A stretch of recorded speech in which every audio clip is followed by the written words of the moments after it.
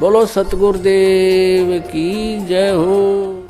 एक कागभूषण नाम के एक महात्मा हुए हैं और गरुड़ जी के साथ उनकी एक बार गोष्ठी हुई। आपस में दोनों मिल गए। गरुड़ जी कौन है? भगवान विष्णु के वाहन गरुड़ पक्षी। अब ये देवता होते हैं और ये बोलते हैं मनुष्य की तरह, इनके अच्छे विचार हैं, भले ही वहां पशु योनि में है, वो पक्षी योनि में। और कागभूषण भी ऊपर से मुंह काग का है, उसका कौवे का, बाकी शरीर उसका देवताओं जैसा है, ऐसी उसकी व्यवस्था है। तो जब वो अपनी कथा सुनाता है, गरुड़ जी ने पूछा, हे कागभूषण, आप के पास बैठने से मुझे बड़ी शांति होती है और आप परमात्मा के भजन में दिन रात लगे रहते हो। आपने ये स्थिति, ये गति कैसे प्राप्त की? अब कागभूषण ने कहा कि गुरुदेव, मेरी लंबी कहानी है, समय हो तो सुनाऊं। गरुड़ जी ने कहा कि आप सुनाइए, मैं सुनने का, जानने का इच्छुक हूं। तो कागभूषण जी सुनाने लगे कि गुरुदेव, एक बार मनुष्य जीवन था मेरा और उससे पहले भी मैंने असंख्यों मनुष्य जीवन नष्ट कर लिए थे, कभी भक्ति पर मैं लगा नहीं। एक समय क्या हुआ कि हम दो बहन दो भाई थे, मेरे माता पिता थे, एक भरा पूरा परिवार था और एक ऐसा दुर्भिक्ष पड़ा, यानी अकाल गिर गया, वर्षा हुई नहीं, अन्न का अभाव हुआ, पत्ते भी, वृक्ष भी सूखने लगे। तो ऐसा भयंकर स्थिति आ गई कि मनुष्य को मनुष्य खाने लग गया। सब वृक्ष भी खा लिए, पत्ते भी खा लिए, कूट कूट के बाड़े भी खा चुके, मनुष्य को मनुष्य खाने लग गया। उस स्थिति में मेरे माता पिता और भाई बहन, यानी मेरा परिवार, सब मेरी आंखों के सामने मर गए। मैं 20 वर्ष की उम्र का था, भाई छोटे, बहन छोटी थी, वो भूख ज़्यादा समय तक सहन नहीं कर सके। माता पिता वृद्ध थे, वो भी मृत्यु को प्राप्त। अब मैंने भी वहाँ से निकल कर अपनी जान बचानी चाहिए, तो मैं अवंतिका नगरी में चला गया। वहाँ पर अकाल नहीं था, वहाँ पर मेरी जान बची, भोजन खाया। लेकिन मेरे माता पिता, मेरे भाई बहन मेरी आंखों के सामने तड़प तड़प कर, रो रो कर मरे थे भूखे। उस स्थिति से मैं बहुत दुखी था और ये सोचा करता था, हे परमात्मा, ये क्या जीवन हुआ? कल तक तो देखो हम कितने ठाठ से भाई बहन माता पिता के साथ प्यार से रह रहे थे, आज मेरा सारा नाश हो गया, ये क्या हुआ? क्योंकि इंसान जब घना दुखी होले है तब उसने परमात्मा का आश्रय दिखाई देता है। एक मंदिर में एक शिव का भक्त ब्राह्मण कथा कर रहा था, तो मैं वहां जाकर बैठ गया कि यहाँ कोई रोटी टोक मिलेगा। ब्राह्मण कथा कर रहा था, सभी उठकर चले गए, मैं बैठा रह गया। ब्राह्मण ने पूछा कि आप कैसे बैठे हो बेटा? मेरी आंखों से आंसू गिरने लगे। ब्राह्मण बड़ा दयालु था, उसने कहा, क्यों रो रहा है बेटा, बता, अपना दुख बता। मैंने सारी कहानी बताई ब्राह्मण को। उसने कहा, बेटा तू मेरे पुत्रवत है, मेरे पास रहे, इस मंदिर में सेवा कर, रोटी खा, चिंता ना कर बेटा। यहाँ तो पता नहीं क्या क्या आपदाएं मनुष्यों पर आती है, और तुम्हारा संस्कार था, उनका इतना ही समय था, तो काफी संतुष्ट मुझे किया, मैं वहां रहने लग गया। अब वो विप्र प्रतिदिन कथा करे भगवान की और मुझे कहे, बेटा दीक्षा ले ले, भक्ति कर ले। और मेरे मन में कति इच्छा नहीं हो नाम लेने की, मैं टाल मटोल कर दूं, जी फिर देखूंगा। अब कागभूषण जी बता रहे हैं गरुड़ जी को कि ऐसे 6 महीने बीत गए, रोज कथा सुनूं, बैठा रहूं, कति हृदय में बातें नहीं आवे, अगर नाम ले लूं, दीक्षा ले लूं। 6 महीने तक जब ये कथा सुनता रहा और विपर मेरे को प्रतिदिन दूसरे तीसरे दिन कह देता, बेटा देखो मनुष्य जीवन परमात्मा की भक्ति के लिए मिला है, इसके बिना तो ये पशु जैसा जीवन है, और देखो यहाँ क्या क्या घटनाएं घट जाती है, ये झूठा संसार है। जबकि मेरे इतनी चोट लग चुकी थी, मैं इतना पापी था, ये कह रहा था काकभूषण कि मैं इतना निकम्मा आदमी था, मैंने असंख्यों जन्म मनुष्य जीवन बर्बाद कर चुका था मैं। और 6 महीने तक लगातार सत्संग सुनकर तब मेरी आत्मा में जगह बनी, थोड़ी सी दीक्षा ले लूं। 6 महीने के बाद मैंने दीक्षा ले ली। फिर क्योंकि ये पिछले जो पाप हैं ये कहीं ना कहीं दबाव दे ही जाते हैं। जो गुरुजी कथा किया करते थे, सत्संग सुनाया करते थे, वो मुझे भी याद हो गया। अब गुरुजी अपना घर चले जाते थे, मंदिर में सत्संग आदि करके, फिर बाद में भी भक्त आते रहते थे, तो मैं कथा सुनाने लग गया उनको। और मेरी आवाज भी बढ़िया गुरुजी से, क्योंकि मैं युवा था, वो वृद्ध हो रहे थे 50, 60, 70 साल के, और वही कथा वो सुनावर मैं अच्छा लतीफेदार ढंग से गा गू कर खूब बढ़िया सुनाने लगा। तो जो आने वाले श्रद्धालु थे उनकी आस्था मेरे में घनी होगी और मेरी प्रशंसा करें, अको हो आपकी तो बड़ी गजब की आवाज है, आप तो कोयल सी बोलती है, वाह वाह वाह, हृदय में लगती है। अब श्रद्धालु तो श्रद्धालु ही होते हैं, राम की कथा कोई सुना दे अच्छी लगती है, और कोई गा गू का ढोलक ढालक बांध कर सुना दे और ज्यादा, क्योंकि कान का विषय प्रबल है। पुण्यात्माओं, इस प्रकार ये जीव मार खाता है। और पुण्यात्माओं, जैसे कई भक्त अनजानपने में कहते हैं, जैसे दास पहले देखा करता था, ये कबीर पंथी विशेष कर क्या करते हैं, एक तारा लेकर के गाते हैं परमात्मा की वाणी शब्दों को, और बड़े सुरीले सुर में गाते हैं, बड़ी लय से गाते हैं। कोई तो फिल्मी गानों पर भी तबले तबले बांध कर परमात्मा की वाणी सुनाते। और फिर क्या कहते हैं, भाई इसकी आवाज बहुत बढ़िया है, भाई तो सुना। वो दूसरे को बैठा देते और उसको खड़ा कर देते। दूसरा कहता है इसकी और सुन, 2 बोल देख यू क्या सुनाएगा। वो तीसरे ने खड़ा कर दिया, वाह भाई वाह, इसकी और गजब की आवाज, तो सुना भाई। अब यहाँ परमात्मा कहते हैं ये तो शराबी होते हैं ना, शराबी, वो करा करें ऐसी बातें, इसकी आवाज बढ़िया है, इसकी आवाज घटिया है, अरे कोई बात है। अब जैसे किसी का चोरी होगी और एक व्यक्ति ने आकर कहा कि भाई आपके घर में चोरी हो गई है, यदि उसने कोई भांग या शराब नहीं पी रखी होगी तो इतनी बात पर्याप्त है, और जय उसने कर रखा वो नशा, और उसको कोई कहे कि आपके घर पर चोरी होगी, और वो नो कहे चोरी होगी भाई आपके, अब वो नो कहे, नो नहीं गा के सुना, वो कितना अच्छा लगेगा, आपके चोरी हो गई, ये बात तो उसे कहता ही अच्छा ना लगा आदमी। और वो नो कहा हाँ वाह वाह वाह, इसलिए सही बताई। दूसरा और ऐसे को शराबी ये गा सके, शराबी ये बातें कह सकता है, तो दूसरा शराबी फिर और अच्छी तरह लय से गाता है, आपके चोरी हो गई, और वाह वाह वाह क्या बात, इसने सही बताई। अरे मूर्ख, यदि इतना बतेरा था, कोई किसी भाषा में समझा दे भाई चोरी होगी आपके घर में, जब होश में हो तो तुरंत फटक ले आदमी और उठ कर चल पड़े, जाके देखो कितना नुकसान हो गया। और कोई न कहे इसकी आवाज बढ़िया नहीं, इसकी बढ़िया लगी है, तो ये दोनों शराबी हैं, वो यानी अज्ञानी है, मूर्ख है। अरे इतनी सी बात, परमात्मा कहते हैं कोट जन्म तन भ्रमत हो गया, कुछ ना हाथ लगा रे, और कुकर सुकर खर बोरे कौआ हंस पुकारे।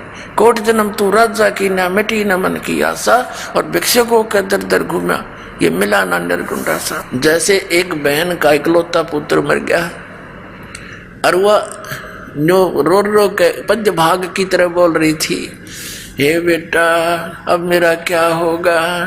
तो वो गा नहीं रही थी, वह रो रही थी। तो संतों ने जो ये शब्द बनाए हैं ये हमारे लिए इसलिए बनाए हैं कि जब आदमी रोते हुए गाता है उसका असर न्यारा होता है। और उसको सिंपल वे में भी बोला जा सकता है कि यूं सौदा फिरना ही संतो ये सौदा फिरना ही, ये लोहे जैसा ताव जाते काया देश राही। तीन लोक और भवन चतुर्दश सब जग सौदे आही, और दुगने तिगने किए चौगने किन्हों मूल गवाही। फिर क्या बताते हैं कि यो दम टूटे पिंडा फूटे लेखा दरगाह माही, उस दरगाह में मार पड़ेगी त्रिजम पकड़ेंगे बाही। फिर क्या बताते हैं कि बांध पिंजड़ी आगे धर लिया मरगट को ले जाही, अग्नि लगा दिया जद लंबा फूक दिया उस ठाई। फिर क्या बताते हैं कि फिर पीछे तू पशुआ की जय गद्दा बैल बनाई, ये 56 भोग कहा मन बोरे कि कुर्डी चढ़ने जाई। तो पुण्यात्मा गा के सुनाने की बात है, ये तो गाना रोने के हिसाब से है। जैसे बच्चों को पहली कक्षा में सुनाते हैं आ का आम ई की इमली, तो ये तो प्रथम कक्षा के बच्चों को ऐसी आवाज सुनाई जाती है, इसमें आवाज से लिंक नहीं होता, उस अक्षर से संबंध होता है। आ से आम, आम कैसा होता है, वो आ अक्षर कैसा है। तो ये व्यवस्था जो गाने में स्वर ने देख करके जो करते हैं तो वो मूर्ख और भोली आत्मा होती है जिन्हें पता नहीं अध्यात्म मार्ग का। तो क्या बताया कि नर से तू पशुआ की जय और गद्दा बैल बनाई, ये 56 भोग कहा मन बोरे कि तो कुर्डी चढ़ने जाई। बताइए गान की चीज है, ये तो रोण की बातें हैं कि मनुष्य जीवन छूट गया, भक्ति करी नहीं तो गद्दा बैल बनाई। ओए होए, आपकी सुरत, आपकी दृष्टि, शोध, चिंतन उस गधे की जीवनी पर जानी चाहिए। भगवान की वाणी ये दास जब बोलता है नर से तू गधा बनावे गद्दा बैल बनाई, ये 56 भोग कहा मन बोरे कि तो कुर्डी चढ़ने जाए। आज आप देख कितना सुंदर पवित्र आहार करते हो, हैं? रोटी, हलवा, खीर, पूरी, प्यास लगे जब जल पी लें, भूख लगे रोटी खावें, जब भी इच्छा हो जाती है तो कहते हैं परमात्मा ने ये सुविधा आपको इसलिए दी है कि आप भक्ति करो परमात्मा की। और उसको ना करके फिर क्या होगा, पीछे तू गद्दा बैल बनाई और ये 56 भोग कहा मन बोरे तो कुर्डी चढ़ने जाए। तो ये स्थिति हो जाएगी। तो पुण्यात्मा अब कागभूषण के साथ ये ऐसी ही घटना घटी। 4 बातें सीख के गाना सीख लिया और उसके प्रशंसक हो गए कई, जैसे श्रोता आते थे, उसके अंदर अभिमान भर गया। गुरुड़ जी को बता रहा कागभूषण कि एक दिन मैं बैठा था, आसपास मेरे वो भगत प्रशंसक विराजमान थे। गुरुजी आए मंदिर के अंदर भगवान शिव की पूजा करने के लिए, तो मैंने बैठे बैठे प्रणाम कर लिया, उठा नहीं, मैं उठ के उनका सत्कार नहीं किया गुरुजी का, जो एक नियम होता है। और मैंने सोचा मेरी बेइज्जती हो जाएगी, मेरे चेले बैठे हैं आसपास ही, तो खड़ा होऊंगा तो मैंने अपने आप मैंने सोच लिया, अभिमान हो गया। तो गुरुजी ने तो इस तरफ ध्यान नहीं दिया, क्योंकि उनकी तो धुन थी अपनी पूजा करूं जाके। वो तो मंदिर में भगवान शिव के जो मूर्ति थी वहां बैठ के भक्ति करने गया। अपनात्मा जो दास कथा सुनाना जा रहा है, ये ना समझना कि ये मंदिर की पूजा से उस पुजारी को, पंडित को कोई उपलब्धि थी। वो पूजा तो आप कहीं कर लो, घर पर बैठ के कर लो, सच्चे दिल से जिस भी इष्ट की आप पूजा करोगे, साधना करोगे, जितनी उस इष्ट की सामर्थ्य है उतनी मदद आपकी अवश्य करेगा। कबीर साहब कहते हैं जो जाकी सरना बसे ताको ताकी लाज, और जल सुई मछली चढ़ जाएंगे बह जाते गजराज। अब जैसे जल ऊपर से गिर रहा है ऐसे झरना टाइप, तो उसके सामने तगड़े से तगड़ा हाथी भी, शक्तिशाली हाथी भी खड़ा हो तो उसको भी वो जल बहा ले जाता है, पटक देता ठाके। और मछली को अलाउड कर रखा है उसने, तो कितने घूम, क्योंकि वो उससे एक विशेष लगाव रखती है जल से। उसने उसके अपनी सारे नियम तोड़ दिए उसके लिए। वो उल्टी दिशा में भी ऊपर चढ़ जाती है और ऊपर चली जाती है, फाल से भी ऊपर पहुंच जाती है। तो कहने का भाव यह है कि जैसे आपकी मित्रता एक दरोगा जी से होगी और उसके ऑफिस में आप जाकर सीधे बैठ जाओगे, चाय पिलाओगा, खाना खिलाओगा, बर्फी खिलाओगा, और उसके सत्र का जो काम होगा पहले करेगा आपका सबसे पहले। और वहाँ वैसे दरोगा के थाने में जाना आम आदमी की हिम्मत नहीं, और वो उसके लिए एक आम बात होगी। ऐसे ही कोई डीसी से मित्रता किया हुआ है तो उस सत्र की, अपने सत्र की जो भी सहयोग सहायता है अपने मित्र को वो डिप्टी कमिश्नर भी देता है। और इसी प्रकार किसी की मंत्री से जान पहचान है तो मंत्री अपने सत्र का लाभ देगा ही देगा, और जिसकी मुख्यमंत्री से है इसी तरह जानो आगे प्रधानमंत्री से जिसकी मित्रता होगी तो उसके आगे पे सारी ये फेल होगी। अब कहते हैं जो जाकी सरना बसे ताको ताकी लाज, और जल सो ही मछली चढ़ जाए ये बह जाते गजराज। तो भगवान शिव की साधना करता था, सच्चे दिल से करता था, तो भगवान शिव भी कोई छोटी बात नहीं, एक विभागीय मंत्री है इस 3 लोक में, काल के एक ब्रह्मांड में। अब जब वो ये पुण्यात्माओं ये कंसेप्ट साथ साथ इसलिए क्लियर करने पड़ते हैं कि आप लोगों के मन में वो पुराना बहुत ज्ञान अड़ा पड़ा है, कति यहाँ तक ठोक रखे हम, अब वो सारा निकालना पड़ा है, रेग मार मार के कति कूणियाँ भी साफ करना पड़ता है। कहीं पेंट ठीक ना हो, अच्छा जो पेंटर होता है वो रेग मार बड़ा सावधानी से लगाता सब जगह, कहीं जंग रह गया तो फिर टिकन नहीं देगा, इस लगा लगा खराब हो जाएगा। जब वो पुजारी पंडित जी ब्राह्मण भगवान शिव की पूजा में मस्त हो गया, आकाशवाणी हुई भगवान शिव की उस मंदिर में, कह रे धुरत कागभूषण तेरे को 1 लाख वर्ष तक नरक में डालूंगा।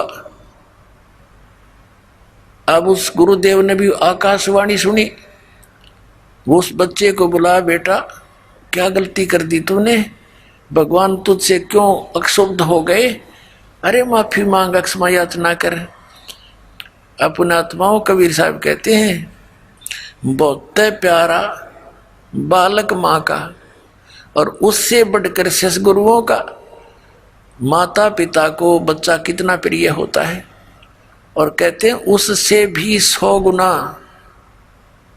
कई गुना जो है गुरु को शिष्य प्रिय होता है, क्योंकि वो वचन का पुत्र पुत्री होते हैं उसके, और माता पिता के बंद के होते हैं, तो वो अपना मान लेता उस दिन से, जिस दिन से वो शरण ग्रहण कर ली, नाम ले लिया, और उस दिन से उसके कल्याण के लिए वो हर तरह से सोचता है कहीं इसको हानि ना हो जाए। तो उस गुरुदेव ने कहा, हे परमात्मा, हे भगवान, बालक बोला था, कोई गलती हुई हो तो माफ कर दो। कहते हैं 1 पैर तक, यानी लगभग 4 घंटे तक 1 पैर तक खड़े रहे, 4 घड़ी का 1 पैर होता है उसे, तो 1 पैर खड़ा रहा, तो फिर प्रार्थना करते रहे। तब आकाशवाणी फिर हुई कि जम के लोग चलो रे भाई, हमरा वचन न खाली जाई।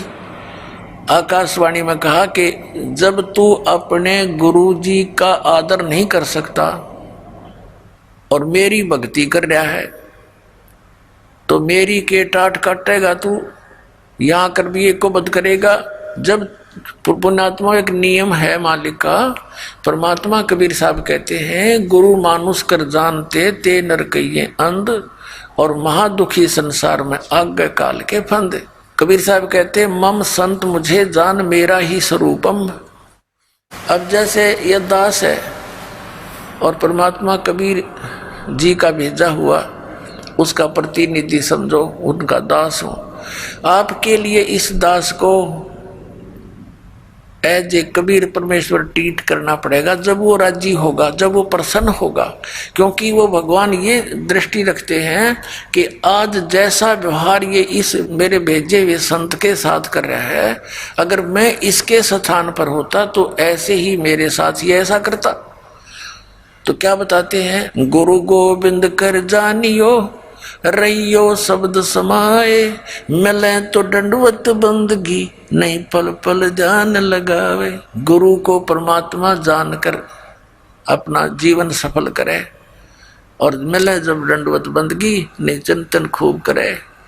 तो क्या बताते हैं, जैसे एक गणित का प्रश्न होता है, जैसे गणित का प्रश्न होता है उसमें एक मूलधन ज्ञात करना होता है और वो मूलधन करोड़ों की राशि का होता है। उस ऋण के उस सवाल में, प्रश्न में मूलधन ज्ञात करना पड़ता है। तो सपोज करना पड़ता है, मान लीजिए मूलधन 100 रुपये, और मूलधन 100 रुपये माने बिना वो ओरिजिनल मूलधन नहीं मिल सकता, यानी वो प्रॉब्लम सोल्व नहीं हो सकती, वो प्रश्न हल नहीं हो सकता। उसके लिए मानना पड़ता है, मान ले मूलधन 100 रुपये, वो 100 रुपये वास्तव में मूलधन नहीं होता, लेकिन उसके बिना वो वास्तविक मूलधन मिल नहीं सकता, कभी नहीं।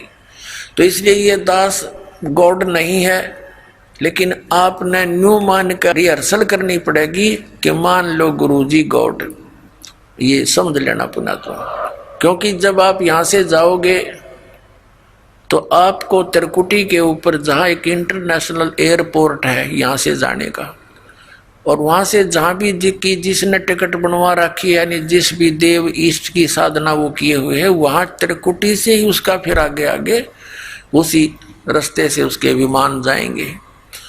तो वहाँ जब आप पहुँचोगे, ये दास खड़ा दिखाई देगा आपको, परमात्मा इस दास के रूप में वहाँ मिलेंगे। और आपकी जैसी श्रद्धा यहाँ होगी ऐसी वहाँ होगी। ये तो रिहर्सल है, एक ट्रायल है। तो जैसा आपका बर्ताव इस दास के प्रति यहाँ होगा, ऐसा ही वहाँ होगा। अब जैसे दास यहाँ खड़ा है बाहर और आप वहाँ बैठे हो, मस्ती मार रहे हो, एक गप्पे कर रहे हो, तो ऐसा ही भाव फिर वहाँ होगा। तो भगवान निकल जाएंगे, तुम मुड़े गप्पे मारते रह जाओगे। तो जो ही गुरुजी आते हैं, आप देखते हो कोई भी गुरु है कहीं पर भी, वो नकली है, उनके प्रति भी वो ऐसी श्रद्धा रखते हैं जो पुण्यात्मा है, क्योंकि उनका स्वभाव है। एक टक दृष्टि रखते हैं जब तक वो आंखों के आसपास रहते हैं। तो ये उनने पिछले जन्मों से अभ्यास कर रखा, जो पुण्यकर्मी प्राणी पिछले जन्मों से आ रहे हैं भक्ति करते हुए। तो ये नियम है, विधान है इस भक्ति का। तो वहां जैसा जिसका आपने यहाँ प्रैक्टिकल कर रखा है, वो तो वैसा ही वहां होगा आपका स्वभाव। तो इसलिए गुरु जी को एज ए गॉड ट्रीट करके उसके साथ फिर ऐसा व्यवहार करें। गुरु के सम्मुख वचन नहीं कहे, सो से रहनी गहनी सुख रहे। तो इस प्रकार जो नियम है, गुरु सुमुख ले झूठ सजोई, निश्चय नरक पड़े से सो। तो इस तरह की जो परमात्मा ने फाउल पॉइंट बता रखे हैं, उन फाउल पॉइंटों से डर रहे। अब कागभूषण को आकाशवाणी में भगवान शिव ने बताया कि रे निकम्मे व्यक्ति, जब तू अपने गुरु का सत्कार नहीं कर सकता तो मेरा क्या लगा तू, और तुझे नरक में ठोकूंगा। इस संत से दयालु होते उस ब्राह्मण ने, उस पुण्यात्मा ने बार बार प्रार्थना की, हे परमात्मा आप तो दयालु हो, आप तो बख्शनहार हो, बालक है, छोटा बच्चा है, गलती होगी, इससे माफ करो। अरे क्या कर दिया तू नालायक, बता क्या कर दिया। तब आकाशवाणी में कहा कि ये अपने गुरु का आदर नहीं किया, खड़ा होकर के इसके अंदर अभिमान समा गया था, इसका ये दंड इसको भोगना ही पड़ेगा। फिर बार बार प्रार्थना करने से शिव जी ने कहा कि तेरे गुरु जी की प्रार्थना स्वीकार होती है, लेकिन नरक में तो तुझे जाना ही पड़ेगा, मैं इसको चेंज नहीं कर सकता। लेकिन उस नरक में तुझे यम के दूत दुखी नहीं करेंगे, ये मैं आदेश दे दूं। अब उसको इतना सहारा मिल गया, उसकी मृत्यु होगी कुछ वर्षों के बाद, नरक में तो जाना ही पड़ा। लेकिन यहाँ के इतनी सुविधा ये दे सकते हैं, जैसे एक मंत्री की कोई जान पहचान हो जाए, होम मिनिस्टर से कोई उसका मित्र हो, रिश्तेदार, और उसकी कैद हो जाती है। अब उसने रहना तो पड़ेगा जेल में, लेकिन रहेगा उड़ा बिल्कुल बटेऊ की तरह, कोई कुछ नहीं दुख दे सकता। तो उस कागभूषण को इतना सहारा तो मिल गया, लेकिन रहना पड़ा उस नरक में।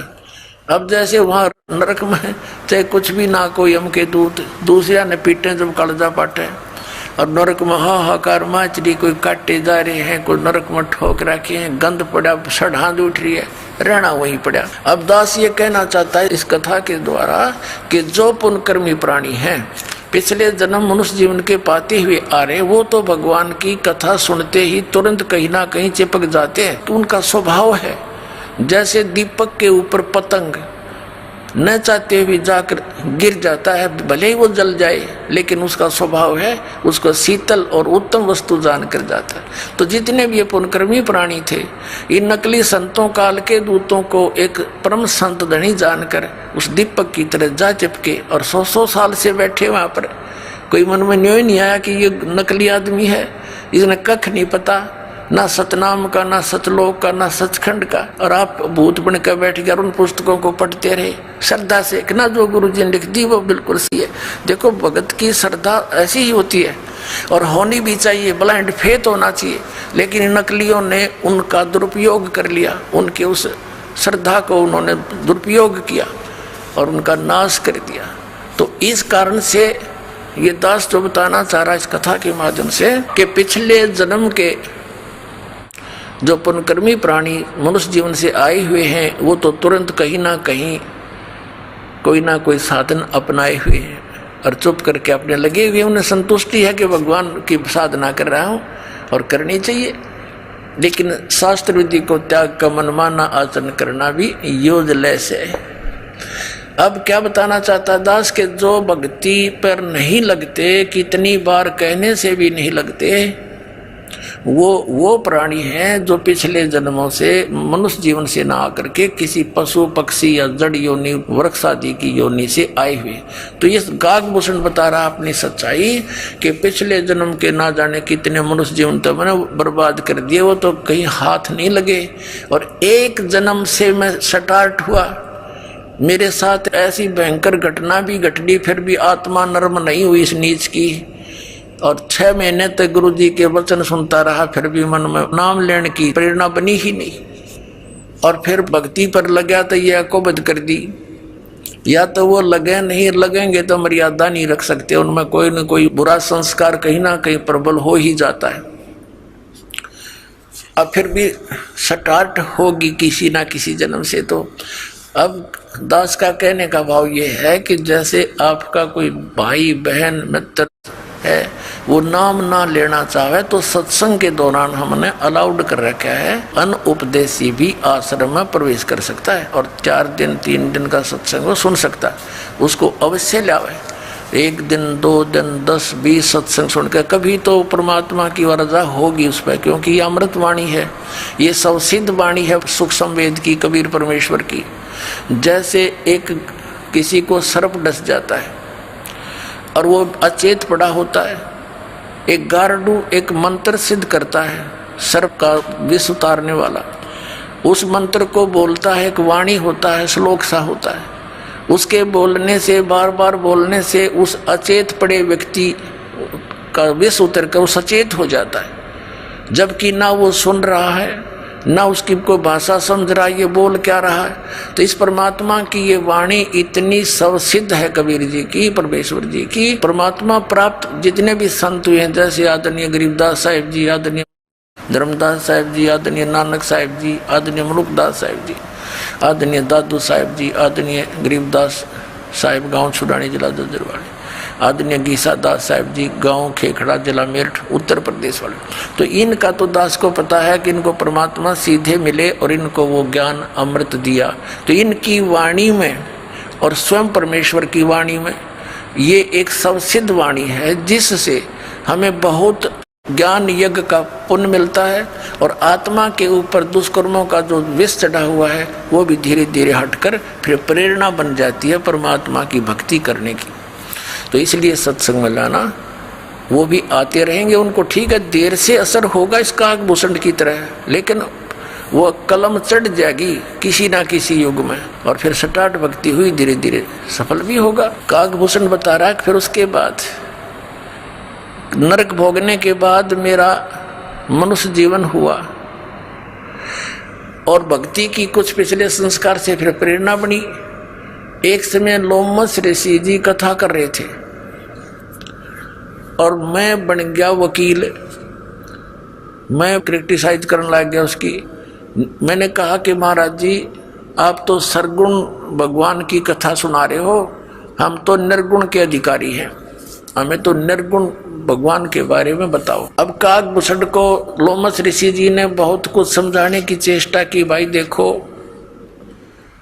आम के बीज के अंदर, गुठली के अंदर निर्गुण रूप में आम है, आम का पेड़ है। अब उस गुठली को, बीज को बीजा जावे जमीन में, सिंचाई करे, फिर वो पौधा होगा, फिर पेड़ होगा, फिर उसका फल लगेंगे। वो निर्गुण काम का है कि ये सरगुण।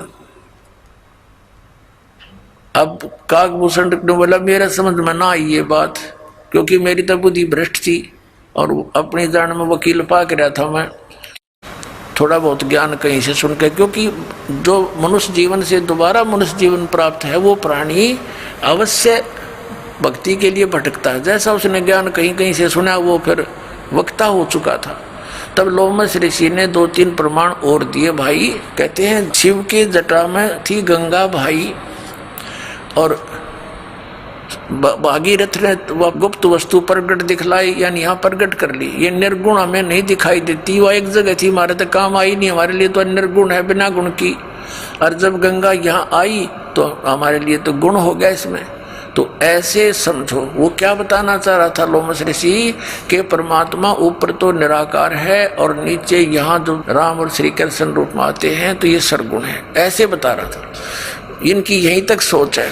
तो उसने क्या कहा काकभूषण ने कि आप तो वैसे ही कह रहे हो, यानी कुछ ऐसी उठपटांग बात कह दी।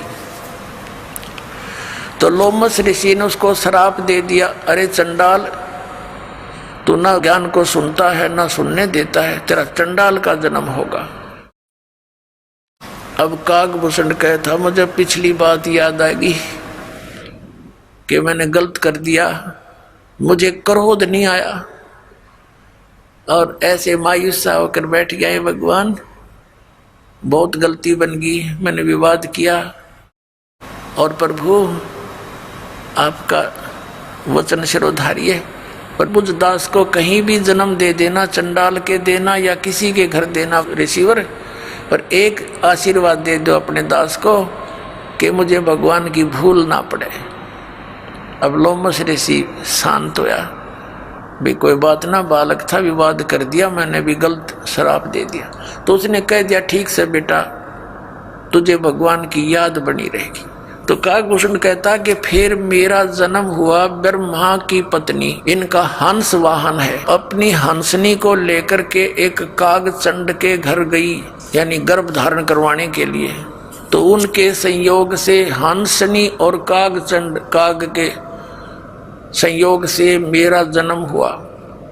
तो मेरा बाकी शरीर तो देवता जैसा और मुख है काग जैसा, लेकिन बोलता है मनुष्य की तरह। तो पुण्यात्मा, उसके बाद काकभूषण कहता है कि फिर मेरा उद्धार किससे हुआ? एक जोगजीत नाम के एक संत मिले, उन्होंने मुझे परमात्मा पूर्ण ब्रह्म की साधना की जानकारी दी। ब्रह्मा विष्णु महेश से ऊपर कोई और परम शक्ति है काकभूषण, इन आपके विष्णु जी से शक्तिशाली और परमात्मा है, उसकी भक्ति मैं करता हूँ, जिस कारण से ये गति मेरी हुई है। सैकड़ों प्रलय मेरे सामने हो चुकी है और इतनी लंबी मेरी आयु हो चुकी है। अब क्या बताते हैं, बुझे गरुड़ भूषण बियाना, मोह से कहो भेद विधि नाना, वचन सुशील दृष्टि अनुरागी, देवता की दे मुख द्वार मुख कागा। अब काकभूषण जी को गुरुड़ जी कह रहे हैं, मधुकुर बहन सुनंत हो शांति, कहो भूषण मुझिया की उत्पाती, श्रवण सुमृत वचन उमेदा, दाम रसायन सब तन बेदा, परम भेद कहो बहुभांति, मिटे हमारे मन की कांति, कौन देश को नगर निधाना, कहो भूषण आदि परवाना, कौन पिता को जननी जाम्या, कौन कुली कौन वंश बखाना, अवरण वरण कला परवेशा, तुम्हारी महिमा कर है शेषा, जल स्वरूप कुछ तरंग न तेजम, इंद्री जीत चढ़े मन से जम, ब्रह्म निरूपण निर्गुण भेखा, कहो भूषण मोहि आज संदेशा, कहे भूषण तुम सुनो खगेशा, तो से भेद कहूँ परवेशा, शंख कल्प जुग गए बिहाई, पूर्व जन्म की कथा सुनाई। शंख कल्प जुग हो गए, जामन मरण जिहान, जन्म पूर्व ला तुझे कहूं, सुनो खगेश सुजाने। गरुड़ जी को कागभूषण कह रहे हैं, कह भूषण सुनो खगेशा, अर्थों से भेद कहूं परवेशा। शंख कल्प युग गए बिहाई, शंख कल्प तब ने बर्बाद कर दिए और पूर्व जन्म की कथा सुनाई। शंख कल्प युग हो गए, जामन मरण जिहान, जन्म पूर्वला तुझे कहूं, सुनो खगेश सुजान। सुनो गरुड़ मेरा आद संदेशा, भिन्न भिन्न भेद कहूं खगेशा। शंख जन्म पूरब पैमाला, शंखों जन्म पूरब यानी पहले के पैमाल माने नाश कर दिए। शंखों जन्म पूरब पैमाला, और गए जो मिथ्या नहीं संभाला। वो तो मिथ्या गए में संभाल नहीं सका, यानी भक्ति ठीक बनी नहीं, मैं स्टार्ट नहीं करी भक्ति। अवधपुरी एक नगर निधाना, जहाँ अवतार धरे मोरे प्राणा। 20 वर्ष की उम्र पुनीता, और मात पिता भय काल समीपा। मेरी 20 वर्ष की उम्र थी, मेरे माता पिता और सब परिवार मेरा काल की ग्रास हो गया, निमर गया। पड़ा काल दुर्भिक्ष ताही, और पृथ्वी डोल गई रे बाई। ऐसा भयंकर दुर्भिक्ष गिरा था, अकाल गिरा था कि पृथ्वी भी कांप गई थी, ऐसा हाहाकार मचा था। पड़ा काल दुर्भिक्ष अपारा, मनुष्य मनुष्य का करे आहारा। अन्न का नहीं आहार प्राणी, पड़ा काल दुर्भिक्ष समानी। अवधपुरी हम तजी खगेशा, ताई आए हम मालू देसा। पूरी अवंती लीना बासा, जावा नहीं अन्न की त्रासा। अन्न तो वहाँ पेट भर खाया, कह भूषण सुनो खगराया। पंडित एक अवंती माही, कथा करण नित शिव द्वारे जाही। 6 मास हम संगति की नी, बौर तास की दीक्षा लेनी। टहल करत शिव पंडित केरी, गुरु चेले का भाव गनेरी। स्वामी करण गए स्नाना, और पूजा अर्पण धूप दयाना। शिव पूजा पंडित अर्थावे, बेल पत्तर धर लिंग बनावे। शिव पूजा पंडित करे जहाँ हम लिया निवास, गुरु दीक्षा मन मैं करी मिटी खगेश प्यास। तन मन अर्पे फेर माला, जाके ऊपर ईश दयाला। यानी कागभूषण जी कह रहे हैं कि वो पंडित जी अपने शिव भगवान के ऊपर कति समर्पित था, जिस कारण से भगवान शिव की उसके ऊपर पूरी कृपा थी। पूजा करण दिवालय आए, ता हम बैठे दर्शन पाए। जहाँ शिव को मोह दिया सरापा, लाख वर्ष तुम जमपुरी राखा। पंडित सुना बचन शिव केरा, ओठ चरण लीना गुरु केरा। पंडित शिव का दान लगाया, कल्प करी बालक बोराया। ये रे बालक तू धर शिव का ध्याना, ताते बख्शे तेरे प्राणा। तो पुण्यात्मा, आज का जो सत्संग चल रहा है, ये वर्तमान का समागम, ये किस उपलक्ष्य में है? परमात्मा सतलोक से चलकर आते हैं, अपनी प्यारी आत्माओं को मिलते हैं जो परमात्मा के लिए भटक रहे हैं, और उनको फिर तत्व ज्ञान समझाकर सत भक्ति, वो 2 अक्षर का मंत्र सतनाम देकर उनका कल्याण करते हैं।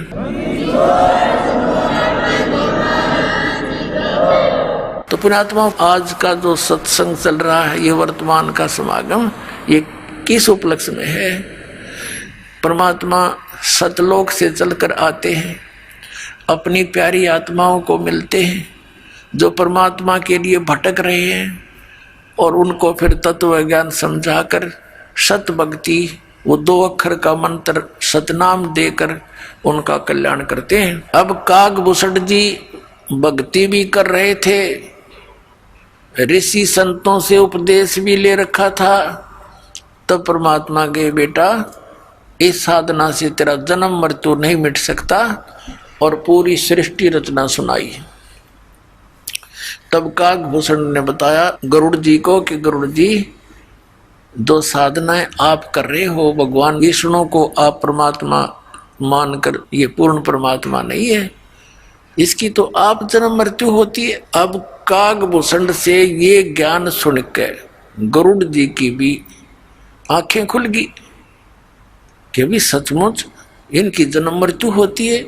और कागभूषण ने यहाँ तक बताया परमात्मा कबीर जी जो जोगजीत रूप में उनको मिले थे कि बेटा ये ब्रह्मा विष्णु महेश तुम्हारे किसी भी प्रारब्ध के कर्म को कम और ज्यादा नहीं कर सकते। यानी तेरे मृत्यु है तो मृत्यु होगी ही होगी, ये उसमें एक्सटेंड नहीं कर सकते। गरुड़ जी के मन में आया भी बात भी सच्ची है। फिर ये किसी भगवान फिर परमात्मा आकर के गरुड़ जी को भी मिले जब ये चर्चा उनकी चली किसी अन्य रूप में। तो गरुड़ जी को फिर खूब ज्ञान समझाया, उनको मंत्र दिए, प्राथमिक मंत्र देते थे परमात्मा पहले। तो हम क्या करते रहे, जैसे पहले हम परमात्मा के शिष्य बहुत कम होते थे, संसार और काल के पुजारी ज्यादा होते थे, नाम ले लेते थे, कुछ दिन ठीक साधना करते थे फिर छोड़ देते थे। लेकिन वो दयालु हैं, इस पीक टाइम के लिए आप में भक्ति बनाए रखने के लिए वो जगह जगह प्रकट होकर या किसी संत को प्रेरणा कर जाते थे या स्वयं कुछ समय रह करके हमारे कर्म बनवा जाया करते थे, जिस कारण से हमारे मनुष्य जन्म बनते हुए होते हुए आ रहे हैं और आज तक आस्था है भगवान की। और वो यही चाहत है परमात्मा कि जब तक ये प्राइम टाइम आवे पिछली पीढ़ी का, आस्था बनी रहे मनुष्यों में भगवान की। नहीं तो पुण्यात्माओं अगर 100 वर्ष और लेट हो जाता ये समय आज जो चल रहा है, राम नाम करणिया भारत में नहीं पाओ, या सच कर बता देता हूँ आपको, कति नाश हो जाता भक्ति का। क्योंकि जितने ये पंथ हैं ये सब शास्त्र विरुद्ध साधना कर रहे हैं, और जितने भी हिंदू धर्म के हमारे गुरुदेव हैं ये वेदों और गीता के विपरीत ज्ञान देकर वो साधना करवा रहे हैं जो कति यूजलेस है। और जिस कारण से हमें भगवान की राहत मिल नहीं रही, हम लुटेरे बन गए, हम रिश्वत लेने लग गए, हम मिलावट करने लग गए, जिससे धनी बनना चाहते हैं और दूने दुख आने लग गए प्राणियों। तो इस परमात्मा ने आकर के यहाँ तक आपको आस्था बनाए रखनी थी और अब संभाल लिया। अब आपको वो लाभ मिलेंगे जो भगवान दिया करता है, आपको यहाँ भी सुख देगा जो आवश्यक होंगे आपके लिए। परमात्मा की भक्ति को प्रथम रखकर और फिर चलो, आप विश्वास करो ये मालिक आपको जीवन देगा, आपकी आयु बढ़ावेगा, एक्सटेंशन देगा, यदि आपकी नीत भक्ति की रही होगा। तो वो कंप्लीट गुरु ये रामपाल दास इस विश्व में अपना कल्याण कराओ और दृढ़ होकर लग जाओ और मोक्ष कराओ। चलो सतलोक में। बोलो सतगुरुदेव की।